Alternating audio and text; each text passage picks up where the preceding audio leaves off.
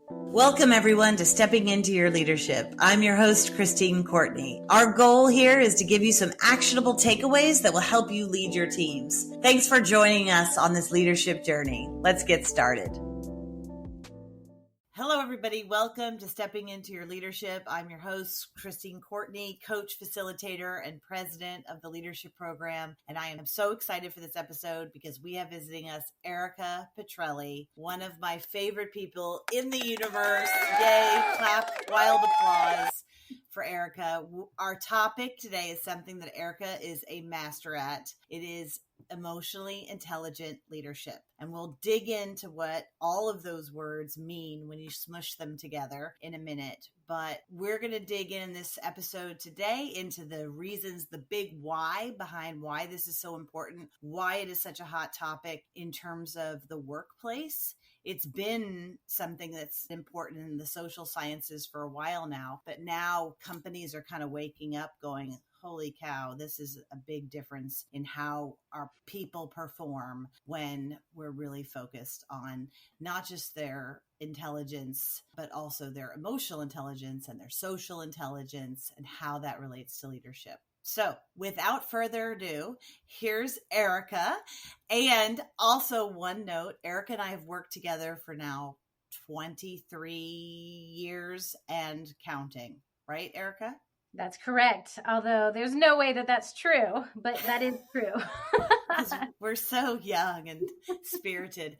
But anyway, it's great to have you. And I just, I'm just going to pick your brain a ton today because I feel like if you've ever, and Erika has a following where she goes, she's an amazing keynote speaker at tons of different conferences. She has a book called Wings and Whimsy. She's head of our leadership development at the leadership program. And wherever she goes, she has people who become converts to her style of leadership. So let's dig into this topic. Okay. So Erika, hard question first. Okay. How would you say that we define it? Let's just define the big why for folks, like what it is and why this is so important. Like, why are we talking about it today? Great. Oh, good, very good hard question to start. I can rattle off sort of technical definitions, but the easiest way to understand emotionally intelligent leadership is that it's human-centered leadership, so that traditionally we might recognize that as the soft skills of leadership, as opposed to what has historically been known as or referenced to the hard skills of leadership. So emotionally intelligent leadership is definitely the softer side of leadership, which funnily enough, most people understand as they dig into it is actually the hardest kind of leadership there is. So those soft skills are actually as hard as they come. But it really is looking at all of the interpersonal and intrapersonal ways that we relate to and connect with the people that we work with. So thankfully, as you referenced, over the last couple decades, there's been a growing understanding in companies, both large and small, that emotionally intelligent leadership, the human connection, is where the sort of success or difficulties oftentimes lie. So it's a fantastic topic for anyone to be digging into, no matter the size of your organization or just if as an individual you're interested in looking at this for yourself.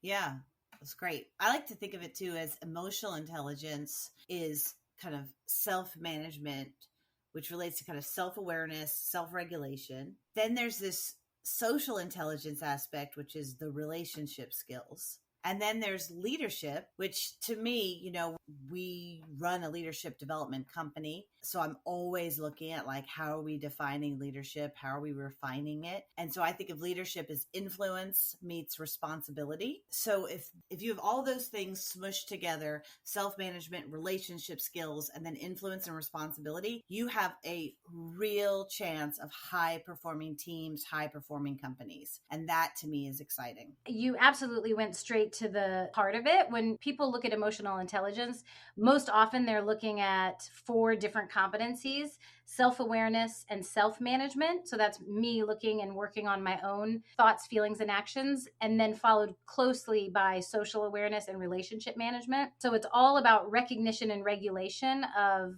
what's going on with me and what's going on with those around me. And it's interesting the way you said it too. There was a recent study at UC Berkeley, I think, that said employees are 4 times more likely to stay at organizations longer and succeed more with leaders that they identify as having high social and emotional skills, so that employees are responding to leaders who are demonstrating these competencies with kind of astounding results, you know? Yeah, that's true. In our coaching work, we get lots more questions and lots more people focused on this than we ever have before. What's another good stat that you know of, without putting you on the spot too much, that is going to make people go, oh, I got to listen to this, right? So people that are out there running companies or just really trying to make it through what's looking like a recession coming, like why focus on this, or why doesn't this just go out the window as we, focus on that bottom line, so to speak? Well, it's funny because on the one hand, when you say, oh, we're talking about the softer skills of leadership, we're talking about emotional intelligence, I mean, it can be easy to say it's more intangible because we're talking about human to human skills. They're harder to kind of measure in a statistical way. On the other hand, there is a swelling amount of data that points directly back to emotional intelligence. And some of them sound almost made up because they're so ridiculous. So PepsiCo did their own internal, sort of like Google also did, kind of study of what's happening in teams that have leaders with self-described and noted by their peers high emotional intelligence, and like the increase in return, the ROI on their own internal goals and benchmarks were like an increase of 1,000%. Your favorite kind of statistic, Christine, but seriously, like a 1,000% increase in ROI. More kind of down to earth, practical in return on investments that you see are 15 to 20% increase in productivity by employees that demonstrate high emotional intelligence, up to 80% more engagement and retention of staff.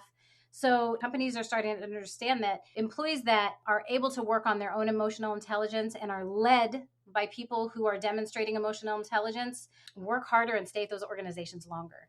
Because they feel seen, heard, and valued, which as we talk through emotional intelligence, that's ultimately what we're talking about, is that I feel seen, heard, and valued, and I'm making sure my team does well. So the results follow. Yes. And Erika's team always feels seen, heard, and valued. They tell me all the time, like, and every other manager in the company is like, oh, if I could just be a little more like Erika. She sends cards all the time, presents will come in the mail for no reason. Who knows? So in the next episode, we're going to dig into some of the tips that she has, some of her best tips for how to do this, how to build those emotional intelligence skills for yourself or your team. So be sure you listen in for that too. So, okay.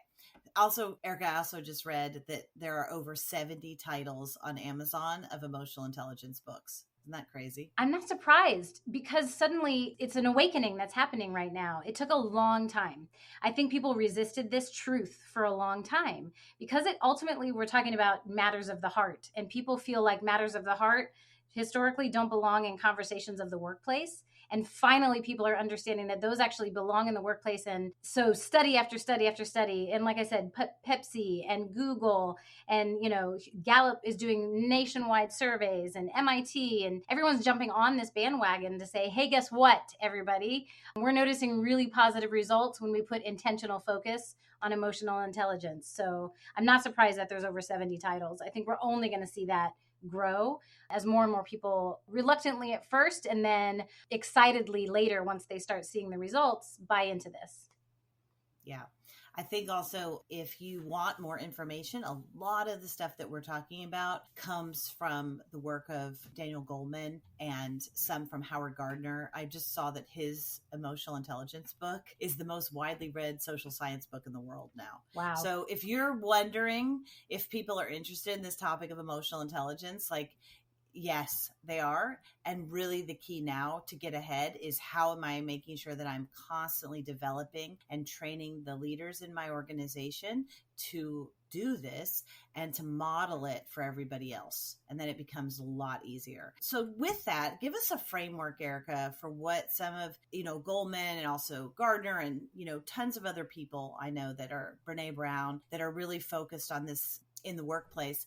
What's the kind of framework that is used the most to think about it? Yeah. So the most common are the 4 competencies that I mentioned earlier. You'll see others because when you kind of unpack each of them, there's dozens of skills underneath each one. So people will take different lenses when you look at it, but most commonly and probably the most approachable way to look at emotional intelligence is to look at the four main competencies, starting with self-awareness, which is really thinking about how am I thinking and feeling in any given situation. And in my opinion, more importantly, why am I thinking and feeling that way? So, really encouraging and asking ourselves to dig into what's coming up for me in terms of my thoughts and feelings, and where might those thoughts and feelings be stemming from. And that why question can include everything from because I'm tired and I haven't eaten today, and so I'm a little off my game, to because of my age, my background, my experiences. So the why is a vast question. But for many of us, even that very first step into emotional intelligence is something new that we aren't accustomed to working on. So self-awareness is the kind of the first step, dipping our toes into emotional intelligence. After that is self-management, which is what am I doing about how I'm thinking or feeling, right? That's my choices of action. It's the way I send the text. It's the way I communicate in an email. It's the choice I make in my response. So my self-management is still with me. What are the choices of behavior that I'm making?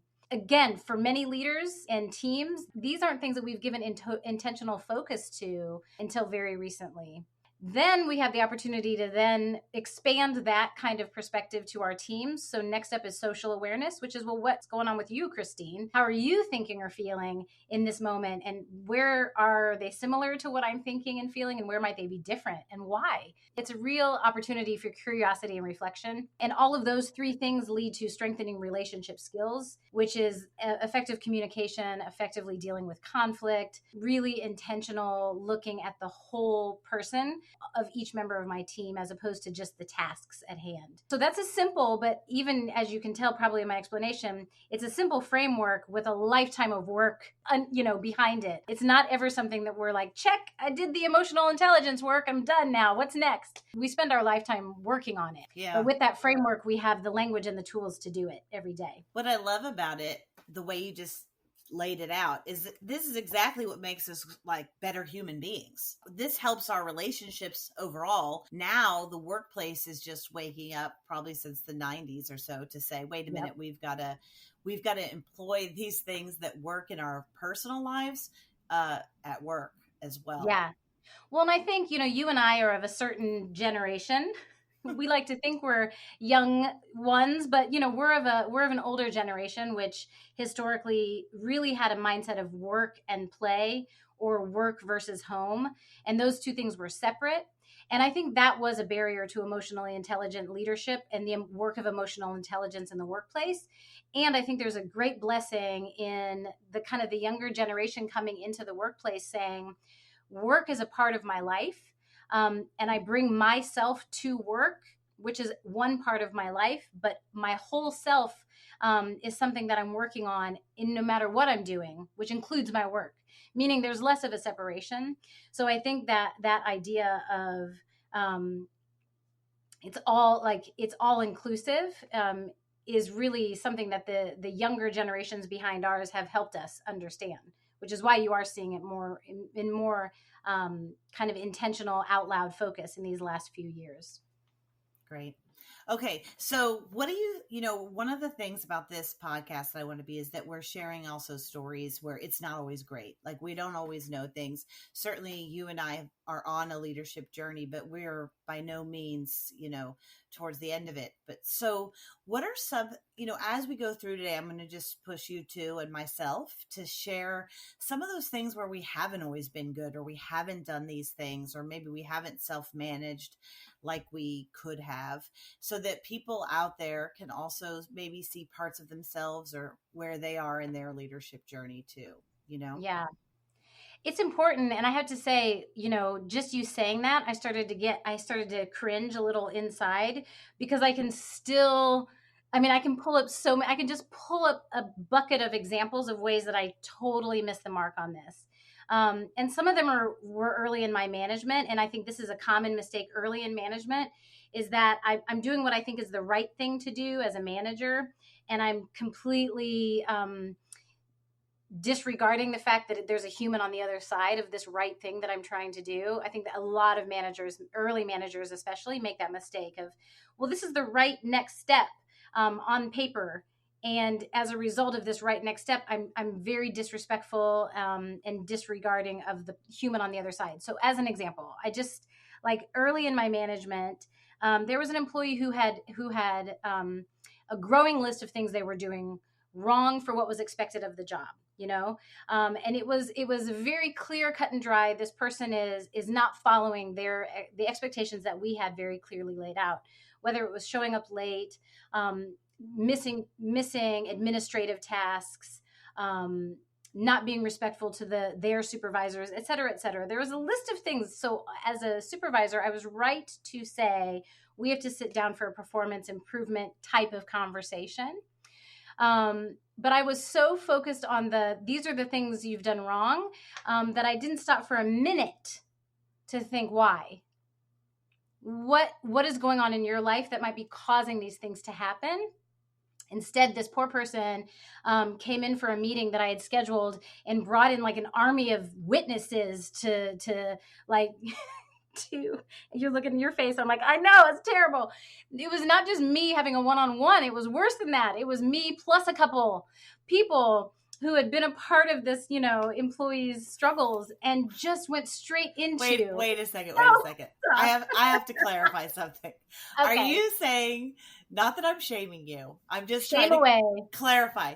Are you saying that you went into this performance improvement conversation and you brought the army of people? Oh, yeah. You brought witnesses. Oh, yeah. They were people that this employee worked with.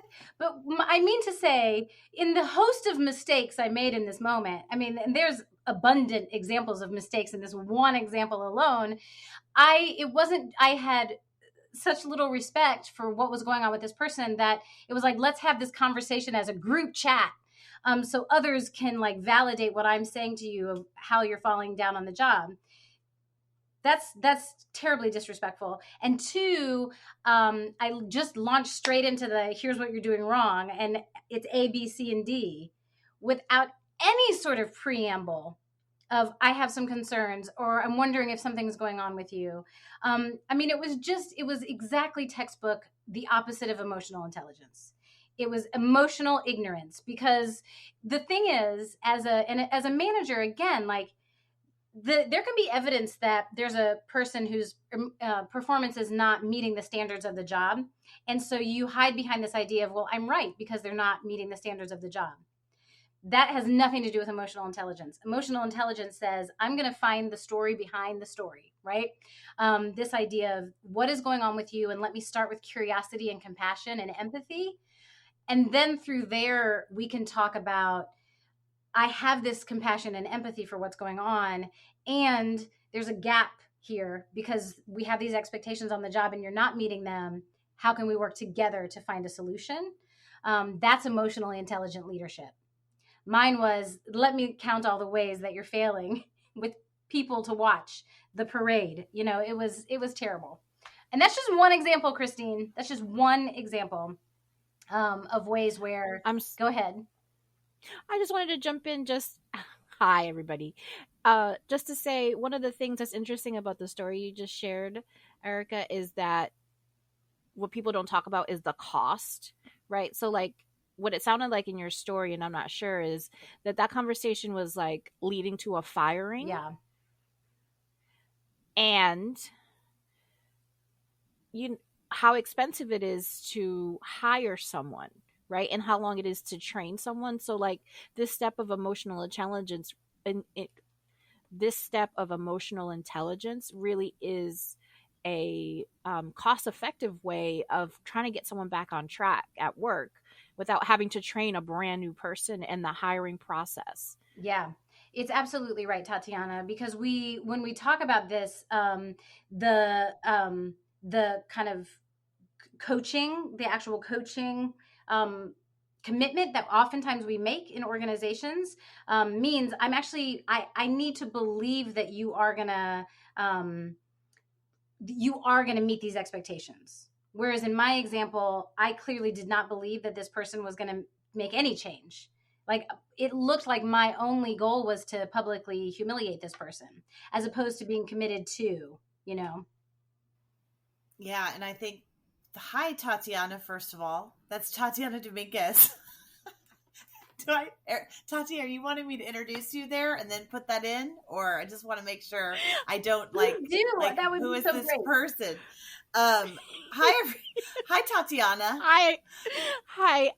I just it just resonated so strongly with me. I was just trying to stay quiet in the background, and I was like, I have to say this. Well, everybody, this is Tatiana Dominguez, my absolute right-hand person in at work, and our VP of operations. So thanks, Tati, for jumping in. You're so right. You've hit the nail on the head with that, is that these things not only are being the right way, so to speak, quote unquote, right, but it's also what's going to be good for the business, right? And it is, people are expensive, and we saw that with the Great Resignation, how much work it is to get people in, that even if they're struggling,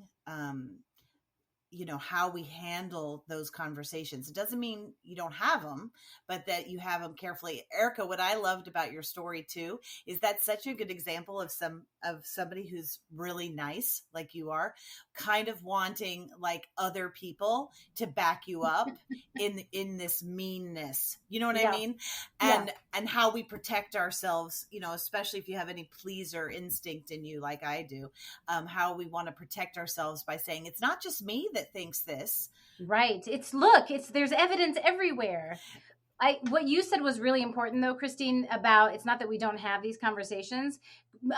Critics of emotionally intelligent leadership, oftentimes the thing that they hold on to as a criticism is that it means you're just letting everyone, we're just being so nice all the time. We're letting everyone do whatever. We're not holding people accountable to standards because we're so empathetic and compassionate with what's going on in people's lives.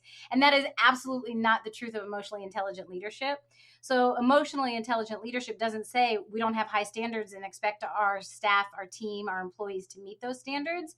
It says we understand that that everyone is on a journey, and we're committed to working together towards success, and understanding what might be going on. We have a staff member that works at the leadership program who's responsible for probably the majority of the performance improvement type conversations that our company has.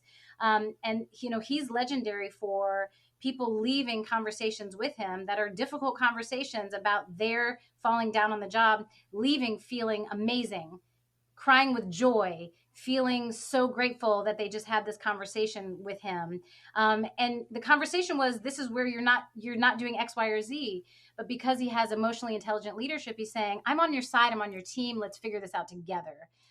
It's a subtle but really important distinction, because this is where people who want to dismiss emotional intelligence, this is where they'll do it, because they equate it with lack of expectation. And that's simply not the truth or the case at all. I think I just think what's interesting about your example too is that people might potentially wait to have those conversations, right? So like in your example, and it's such a good one because it's like a mountain of evidence as opposed to like, oh, something's off the first time. Like, hey, I'm just checking in, right? Like, I think that's where people might get confused too, is that it's not a progression of like, I'm going to let a whole bunch of things happen. Like, this is a regular occurrence. Yeah. This isn't. Brene Brown talks about that as minding the gap, which is the gap between if there's something an action that you take that I perceive in some way as hurtful, offensive, disappointing. There's an interaction between you and me, right? And I perceive some kind of hurt or wrong in that moment. If I don't address it right away, a gap is created. And the longer I don't address it, the more evidence I collect from you that you are constantly that thing or that behavior. And the gap gets bigger and bigger on my end, and you're not even aware there's a gap that exists. So it's a great disservice of me to you because you're not even aware it's happening. Whereas to your point, if in that first moment where a gap has been created, if I say, hey, Tatiana, do you have a minute to talk? I want to clarify something. Or this, I may have misunderstood what you meant by. It still can be vulnerable and uncomfortable, but it's usually so much easier if I do it right in that moment than if I've waited for that mountain of evidence. Yeah, you're absolutely right. So if we know that emotional intelligence and the social intelligence, kind of SEL, as we say, we hear the term SEL as social emotional learning.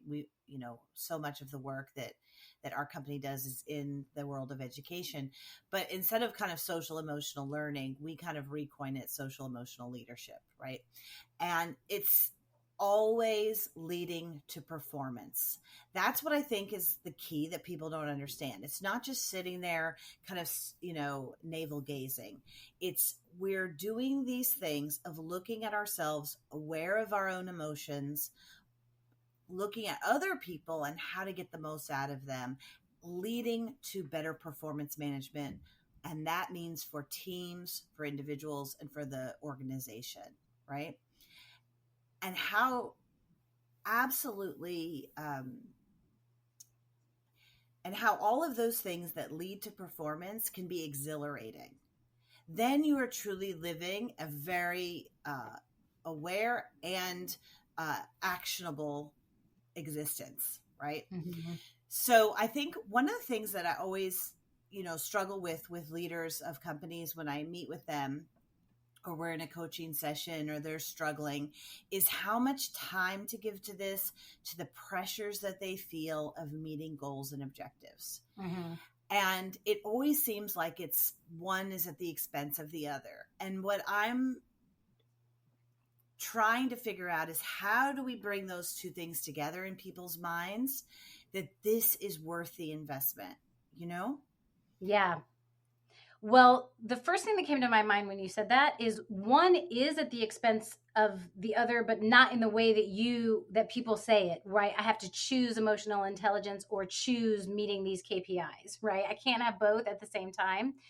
But one is at the expense of the other. If you come together, if you bring your team together, you're the leader and you are focused, laser focused on those KPIs, whatever the goals are, whatever project you're working on, with such tunnel vision that you don't pause for 2 minutes at the beginning to say, how's everyone doing?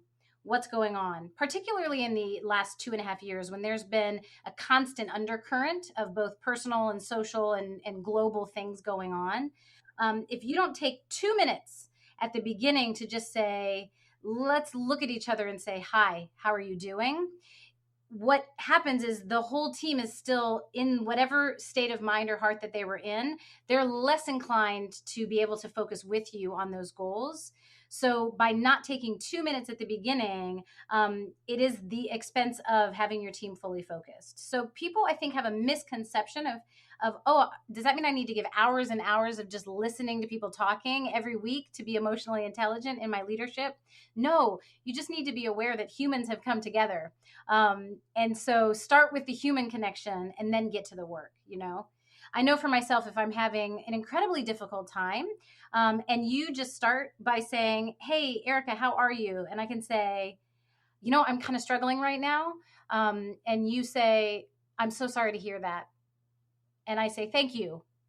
That's all I need. And then I'm ready to focus. I just need that moment of acknowledgement. I don't need to spend the whole hour talking to you about why I'm struggling. I just need the moment of acknowledgement that I am. Versus if you're like, hey, Erika, we've got a deadline on Friday, so something's going on with you. We don't have time for that today. And let's get to work. Then my struggle is going to be at the forefront, if that makes sense. So Right. as a leader, all we have to do is acknowledge, and then most of the time people are ready to move on. But if we don't acknowledge, people struggle to move on because they're then not only am I dealing with whatever I'm dealing with, but now I've got a growing resentment towards you as my leader who's not acknowledging that I'm a human who's dealing with something. So I think, to say to people that are like, nobody's got time for that. Everybody has time for that. You don't have time not to pay attention to this. And it takes much less time than you think it will. Yes, thank you for that note, Erika. I'm going to try to remember that. That's a good one for me too. You reminded me because I have a client struggling with that right now. You just gave me a good way to approach it with him.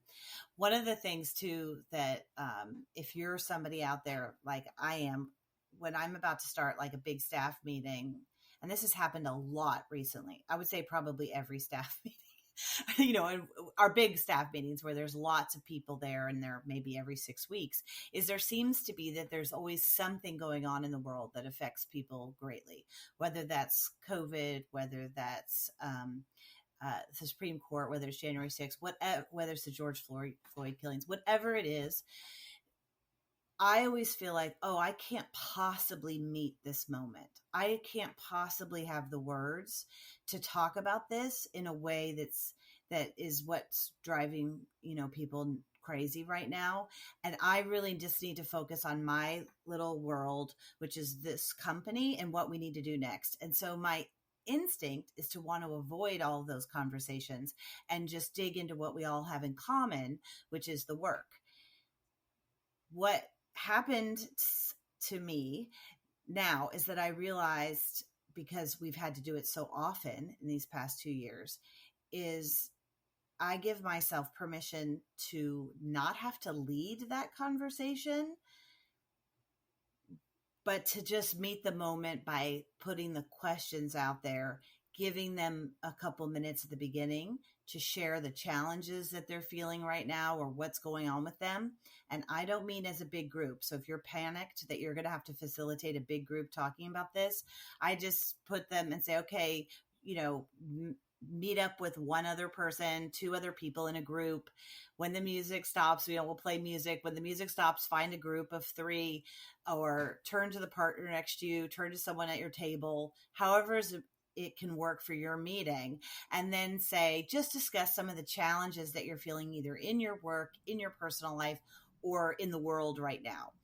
Mm-hmm. Give them a couple minutes, whatever they're comfortable with, they'll share. Then you have them turn and do it again with other people. And this time you say, share some of the things you're grateful for, share some of the successes, share something positive that happened to you, right? They do that. Then they come back, and I have somehow met the moment without me having to feel like I have to jump into those murky waters and lead something that I don't really feel, frankly, competent to do with a large group all the time. Yeah, I think there's so much important, there's so many nuggets in what you just said, because first of all, where you ended, this idea of, I think this is another pitfall. I certainly fell into it. I think I catch myself more kind of the longer I'm in position of leadership, but that this idea of I have to have the right answer, I have to know how to lead with my words, and understanding that so bringing it to emotionally intelligent leadership is just understanding that I need to create a holding space. And the truth and the trick, right, about emotional intelligence, which is where self-awareness and social awareness comes into play, is that moments that really hit me hard might not hit you at all, and vice versa.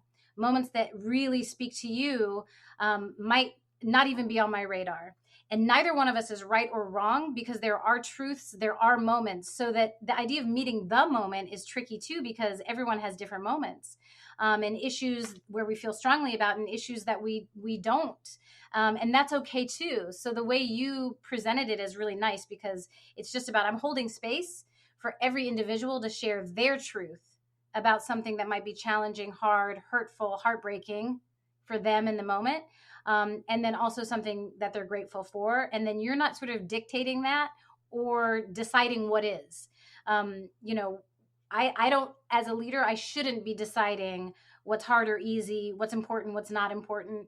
Part of emotionally intelligent leadership is understanding that we all come to the table with our own experiences. And so the best thing I can do is just create a space for those experiences to be shared. Love it. Thank you for that. On a last note, because in our next segment, please join us, because we're going to talk about actionable tips to do all of these things, to get better at all these competencies. Have your leaders in your organization listen to it, because it will help them and for you too. But for now, Erika, just to put you on the spot, what's one of your favorite quotes about this subject? Well, that isn't easy. It's not on the spot, because you have no idea. I have a cheat sheet right here for it, because one of my favorite quotes about emotional intelligence is one that I've never been able to memorize exactly, but I use it every time I talk about emotional intelligence. Douglas Conant, who's the former CEO of Campbell's Soup, and then after retiring from Campbell's Soup, created a leadership institute. So he's done a bunch of talks that have been blessedly recorded for us to hear and learn from. Said, for me, one of the most impactful things I think I've ever heard in the subject of emotional intelligence. So I don't have to memorize it because I have it on a sticky note on my computer. So I'm just going to read it because he says it better than I could, which is, even a brief interaction can change the way people think about themselves, their leaders, and the future.